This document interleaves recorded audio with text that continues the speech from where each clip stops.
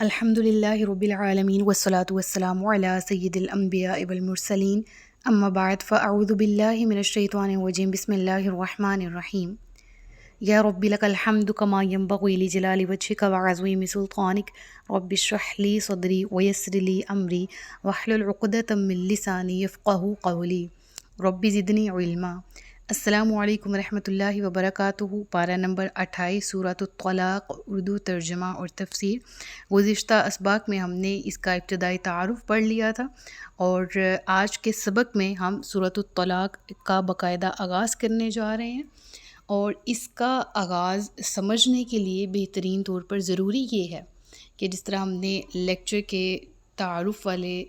Portion میں یہ چیز سیکھی تھی کہ قرآن کریم فرقان حمید میں طلاق ہے، طلاق سے متعلق معاملات ہیں،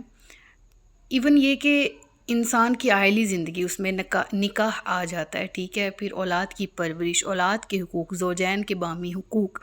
گھر کے اندر کی زندگی، اس پر اسلام نے اس کی بہتری اور فلاح کے لیے، فلاح و بہبود کے لیے قرآن کریم میں ہمیں بے شمار آیات ملتی ہیں، بے شمار احکامات ملتے ہیں۔ طلاق ایسا ٹاپک ہے کہ جس کے بارے میں ایک حدیث ہے، تو اس کا میں مفہوم آپ کے سامنے رکھوں گی اور پھر ہم آگے بڑھیں گے کہ یہ ہے تو حلال اور جائز کام، لیکن اللہ تبارک و تعالیٰ کو ناپسند ہے۔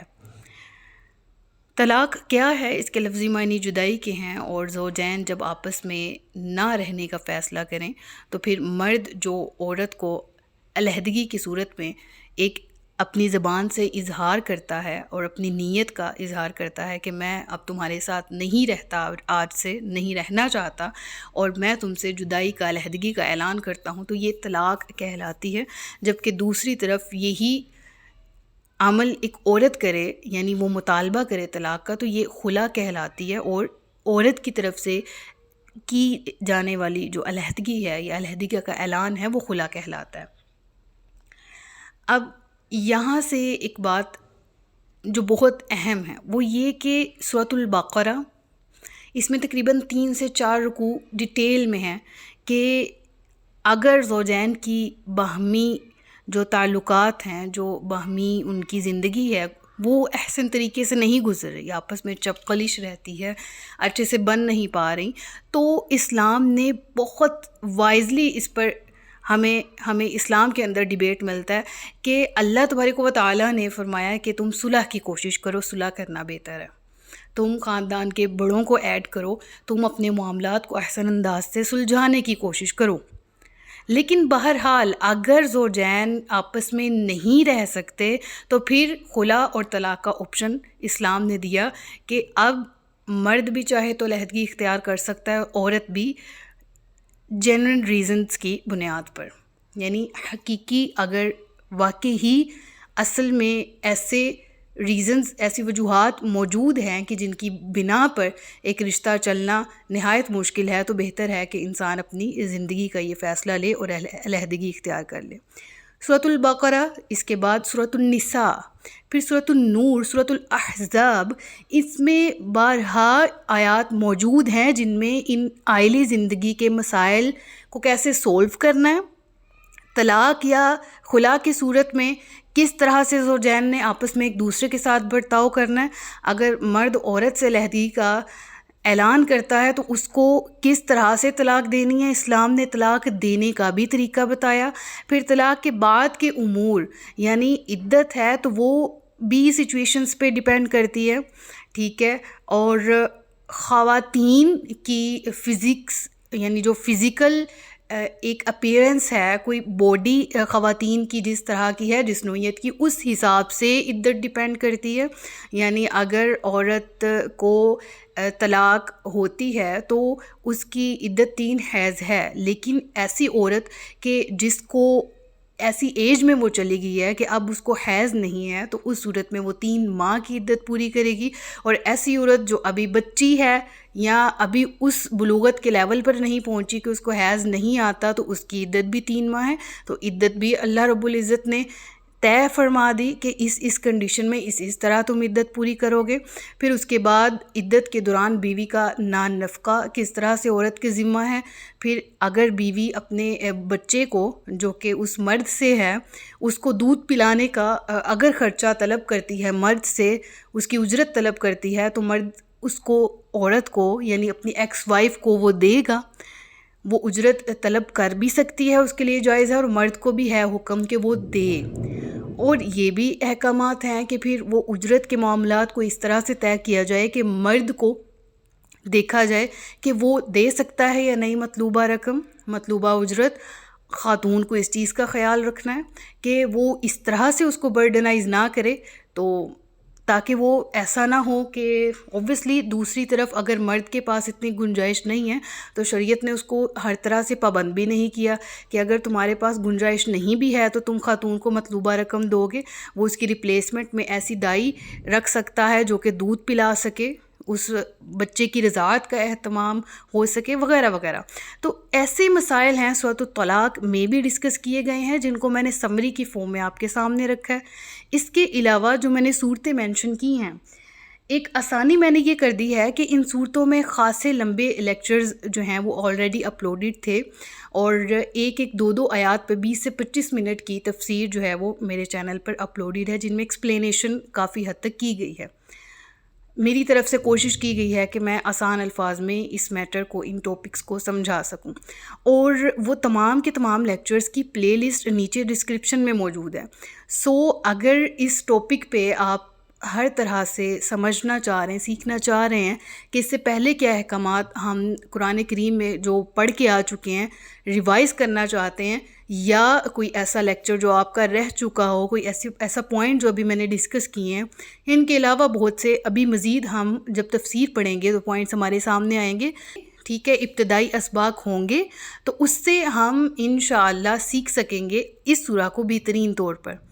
تو ابھی اس سورہ کا آغاز میں کر رہی ہوں، لیکن ساتھ ہی ساتھ ہم اس سورہ کے اندر رہتے ہوئے تفسیر کریں گے اور مختصر کریں گے، کیونکہ ان آیات کی ڈیٹیل پر آلریڈی تفصیلی انہی آیات کے مثل دوسری آیات میں احکامات موجود ہیں اور ان کی تفاسیر بھی موجود ہیں.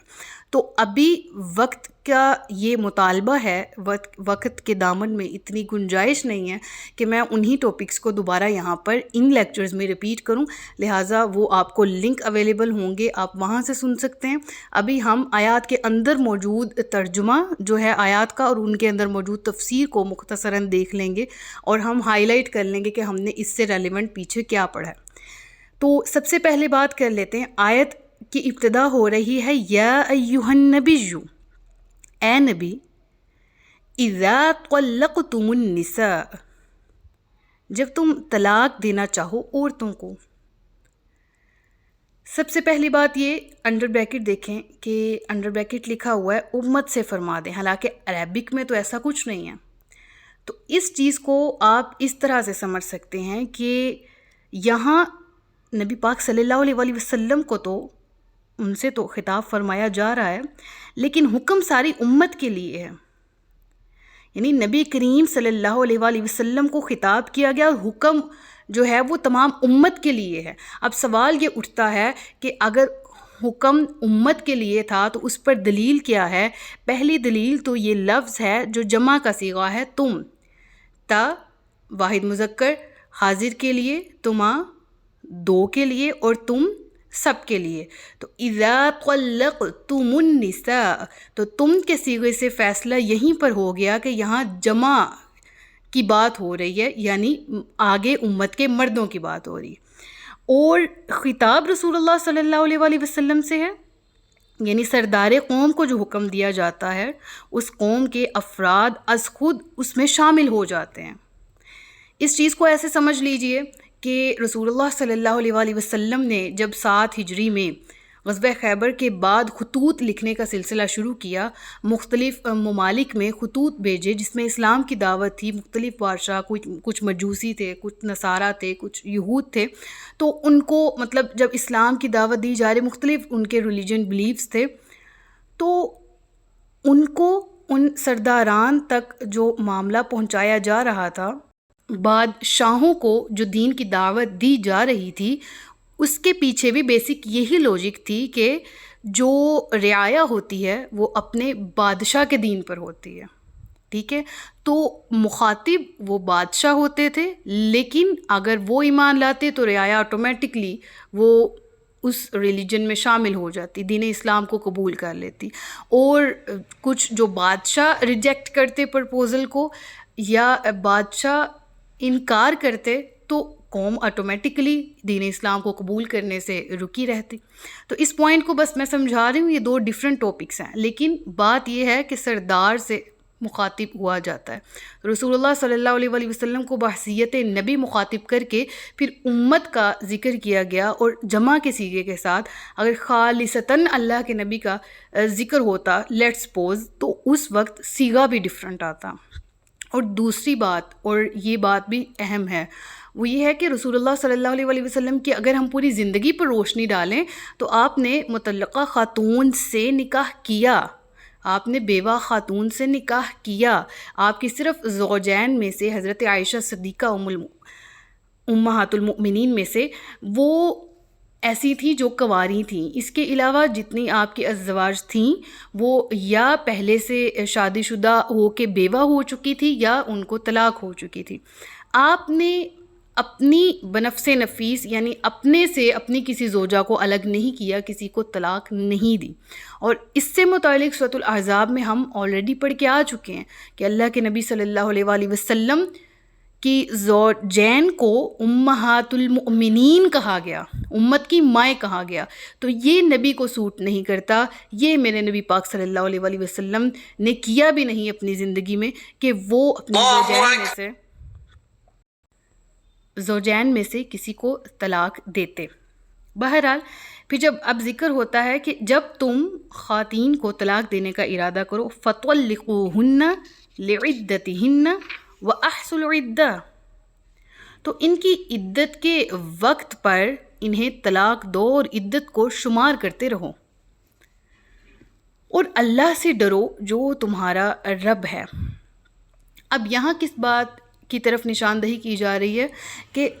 اسلام نے قطعاً اس چیز کو قابل اجازت نہیں قرار دیا کہ ایک وقت میں 3 طلاقیں منہ سے بول دینا، یہ کسی بھی طرح سے کسی بھی صورت اس کی تائید نہیں کی گئی اس فعل کی. ٹھیک ہے، تو طلاق احسن کیا ہے، بہترین طریقہ کیا ہے طلاق دینے کا؟ وہ یہ ہے کہ عورت کو 1 منتھ میں طلاق دی جائے، 3 منتھس میں الگ الگ. اگر پہلے منتھ میں اگر طلاق ہو گئی تو اس کے بعد اگر وہ رجوع کا ارادہ رکھتا ہے تو وہ اگلے 3 منتھس کی عدت کے ڈیوریشن کے اندر رجوع کر سکتا ہے. لیکن اگر اس نے طلاق دینی ہی ہے اور یہ طے ہے تو پھر وہ 3 مختلف ایام طہر میں طلاق دے اور الگ الگ طلاق عورت کو بھیجے. ٹھیک ہے، اور جب تک عورت طلاق کی عدت میں ہے، یعنی پہلی اور دوسری طلاق کی عدت یہ طلاق رجعی کہلاتی ہیں، تو اس میں عورت کا جو نان نفقہ ہے یہ مرد کے ہی ذمہ ہے، اور مرد کے پاس آپشن موجود ہے، چانس موجود ہے کہ وہ رجوع کر سکتا ہے پہلی اور دوسری طلاق کے بعد. لیکن اگر وہ تیسری طلاق دے دیتا ہے تو اب رجوع کا آپشن ختم ہو چکا، اب وہ واپس نہیں آ سکتا عورت کے پاس کہ میں تم سے رجوع کرتا ہوں، کیونکہ 3 چانس تھے، اس نے تینوں اویل کر لیے، اب وہ واپس نہیں پلٹ سکتا. اب یہاں اس کے حوالے سے ہی ذکر ہے کہ جب تم عورتوں کو طلاق دو تو ان کی عدت شمار کرتے رہو. یعنی خواتین کو بھی اپنی آئیڈیا ہوتا ہے عدت کا، لیکن یہاں خاص طور پر مردوں کو یہ ذمہ داری کی طرف احساس دلایا گیا کہ اگر تم 1 طلاق دو تو عدت شمار کرتے رہو. دیکھو کہ اگر تم رجوع کرنا چاہتے ہو تو تم 3 حیض کے آنے سے پہلے رجوع کر سکتے ہو، پہلی باری میں بھی، تم دوسری باری میں بھی ایسا کر سکتے ہو. لیکن اگر تم نے ساتھ نہیں رہنا، تمہارا نہ رہنا مقصود ہے، تو پھر تم اس سے علیحدگی اختیار کر سکتے ہو تیسری طلاق کے وقت. یعنی تیسری طلاق جب دے دی تو پھر اس کے بعد مکمل علیحدگی ہو گئی، اب دوبارہ رجوع نہیں ہو سکتا، اب دوبارہ نکاح بھی نہیں ہو سکتا، الا یہ کہ وہ خاتون کسی اور مرد سے نکاح کرے، یہ پلانڈ نہ ہو، وہ اس کی زوجہ ہو، اس کے ساتھ وہ اس کے ازدواجی تعلقات قائم ہوں. پھر اگر وہ شخص کل کو فوت ہو جاتا ہے یا وہ شخص اس کو اپنی مرضی اس سے بھی نہیں نبھا ہو سکتا اور وہ شخص اپنی رضامندی سے اس عورت سے علیحدگی اختیار کرتا ہے، یعنی اس پہ کوئی پلان نہ ہو، جس کو حلالہ کہا جاتا ہے، اور حلالہ کی غلط ڈیفینیشن ہے یہ، ٹھیک ہے۔ اصل میں جو سورۃ البقرہ میں بھی جس کا ذکر ہے وہ یہ ہے کہ اگر عورت نے ایک مرد سے علیحدگی اختیار کر لی اپنے یعنی شوہر سے پہلے سے، پھر اس نے آگے شادی کر لی، انفارچونیٹلی اس کی وہ شادی نہیں پوری ہو سکی، کائنڈ آف کہ اس سے بھی نہیں بنی اور اس نے طلاق دے دی یا وہ شخص فوت ہو گیا، تو اب اس کے پاس آپشن موجود ہے پہلے مرد کی زوجیت میں واپس آنے کا، اس کے علاوہ اس کے پاس آپشن نہیں ہے، ٹھیک ہے۔ طلاق بائن میں بھی جو نکاح ہے وہ رینیو ہو سکتا ہے، ٹھیک ہے۔ طلاق بائن کس طرح سے ہوتی ہے؟ وہ الفاظ کنایہ کی صورت میں ہوتی ہے۔ دوسری بات یہ، طلاق بائن، طلاق رجعی اور جو تینوں طلاق کے معاملات ہیں، اس پر بھی لیکچر موجود ہے، ٹھیک ہے، طلاق کی اقسام کے نام سے، وہ بھی پلے لسٹ میں انشاءاللہ آپ کو مل جائے گا۔ تو یہ کنفیوژنز اگر آپ کے دل میں ہیں تو وہ کلیئر ہو جائیں گے آپ کے اگر دماغ میں ہیں تو، otherwise I don't think so کہ اگر آپ نے وہ لیکچر سارے لیے ہیں اور آپ نے فریش سارے ٹاپکس پڑھے ہیں تو کوئی کنفیوژن رہ گئی ہو، میرا ایسا خیال نہیں ہے، لیکن اگر کوئی کنفیوژن ہو تو ساتھ ساتھ آپ کمنٹس میں لکھتے جائیں تاکہ بھول نہ جائے کویشچن کو، اور مجھ سے پوچھ سکتے ہیں۔ تو اللہ تبارک و تعالیٰ نے فرمایا کہ تم ان کی عدت کی جو گنتی ہے وہ کرتے رہو اور اللہ سے ڈرو جو تمہارا رب ہے۔ لا تخرجوهن من بیوتہن ولا یخرجن الا ان یأتین بفاحشۃ مبینہ۔ اب یہاں پر اس طلاق کا یعنی طلاق رجعی ہو، یعنی پہلی طلاق تھی، دوسری تھی، الا یہ کہ آپ نے ایک مرد نے اپنی عورت کو خود سے جدا کیا تو فوراً سے گھر سے نہ نکالیں، ٹھیک ہے۔ فوراً سے یہاں کیا ہوتا ہے ہمارے معاشرے میں کہ 3 طلاقیں ایک دفعہ دے دی، عورت کو گھر سے نکال دیا، رات کا نہ سما دیکھا نہ ٹائم دیکھا اور اپنے آپ سے الگ کیا، اپنے گھر سے نکال دیا۔ اللہ فرماتا ہے نہیں، اگر تم نے ارادہ کر لیا، تم نے 3 طلاقیں بھی دے دی ہیں، اس کو احسن انداز سے اپنے آپ سے الگ کرو، رکھو بھی تو اچھے طریقے سے، یعنی اگر پہلی اور دوسری طلاق کے بعد رجوع کرنا چاہتے ہو تو تم رجوع بھی احسن انداز سے کرو، اور اگر تم چھوڑنا چاہتے ہو تو وہ چھوڑنے کا طریقہ بھی احسن ہو۔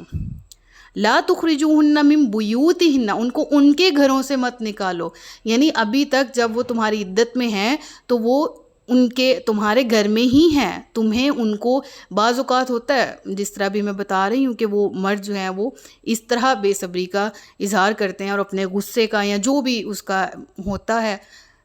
ایک مرد کے ذہن میں اس وقت جو چل رہا ہوتا ہے، تو یہ ظلم کیا جاتا ہے۔ دوسری طرف کیا ہوتا ہے، خواتین بھی سم ٹائمز یہ ڈیسیژن لیتی ہیں فوراً سے کہ وہ گھر چھوڑ دیتی ہیں۔ اللہ نے فرمایا خواتین بھی گھر نہ چھوڑیں، ولا یخرجن، وہ خود بھی نہ نکلیں،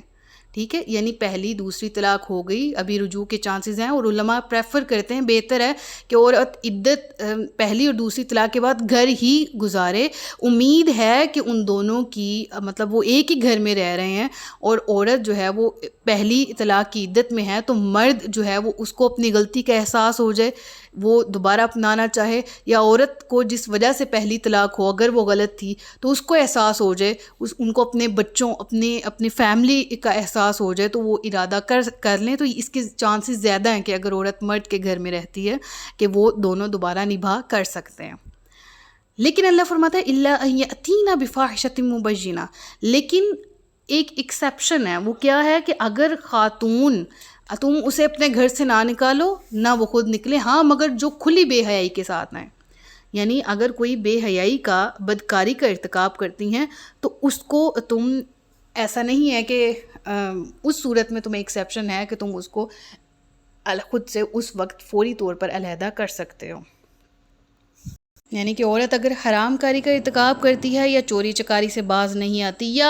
بڑی بد زبان ہے یا اپنے خاوند یا اس کے ماں باپ بہن بھائی وغیرہ سے گالم گلوچ کرتی ہے یا برا بلا کہتی رہتی ہے، یا اب بھی خاوند کے سامنے سرکشی اور نافرمانی کا مظاہرہ کرتی رہے، تو ان تمام صورتوں میں خاوند اسے اپنے گھر سے نکال سکتا ہے، ٹھیک ہے۔ اور اس حوالے سے علماء نے مزید کچھ ڈیبیٹس بھی کی ہیں، ٹھیک ہے۔ ان میں سے کچھ ایک ایسے مسائل ہیں کہ جن کو میں ضروری سمجھتی ہوں کہ شارٹ فارم میں آپ کے سامنے سے گزار دوں کہ آپ کو ان کا ریویژن ہو جائے ایک دفعہ، کہ وہ عورت جسے خاوند نے رجعی یا بائن طلاق دے دی ہو وہ اپنے گھر سے نہیں نکل سکتی، لیکن بیوہ عورت ہے اس کی بھی عدت جو ہے وہ گھر میں ہی ہے، لیکن بحالت مجبوری اسے نکلنے کی اجازت ہے، ٹھیک ہے۔ اس کے علاوہ دوسرا، اگر طلاق رجعی ہے تو پھر مرد اور عورت کے درمیان کسی حجاب کی ضرورت تو نہیں ہوتی، بلکہ عورت کے لیے علماء کہتے ہیں کہ بہتر یہی ہے کہ وہ بناؤ سنگار کرتی رہے تاکہ دلوں کی کدورت دور ہو جائے، ٹھیک ہے، اور ان دونوں کے ملاپ کو دوبارہ پاسبل بنایا جا سکے،